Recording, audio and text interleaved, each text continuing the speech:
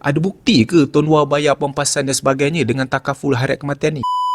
Untuk pengetahuan anda, pada tarikh saya keluarkan video ni, Tuan Wah telah membayar sebanyak RM1,305,775 pampasan takaful dan hairat kematian kepada seluruh waris-waris pengguna SIM kad Tuan Wah. Saya boleh katakan 1.3 million. Dia dah bayar dah pampasan tu kepada semua waris-waris pengguna SIM kad Tuan Wah. Dan ia akan terus bertambah. Pampasan tu setiap hari, setiap bulan, bahkan setiap tahun dia akan terus meningkat. Jadi mana yang kata ada bukti ke Tuan Wah bayar pampasan dan sebagainya dengan takaful harian kematian ni? Ya, memang ada bukti. Saya tunjukkan gambar-gambar yang saya bagi contoh-contoh ni. Ini adalah contoh bukti orang yang dapat. Cuma benda ni kita selalunya tak adalah nak tunjuk sangat kan, sebab benda ni bukannya berita gembira, benda ni berita duka lah untuk si waris tu kan. Jadi kita tak adalah nak tunjuk sangat. Namun dengan tunjukkan jumlah pampasan tersebut, jadi saya haraplah anda semua boleh nampak bahawa SIM kad Tuan Wah ni adalah SIM kad yang menjaga kebajikan semua pengguna-pengguna dia. Bukan itu saja, Tuan Wah juga akan bayar kita setiap bulan tanpa henti jika kita ajak orang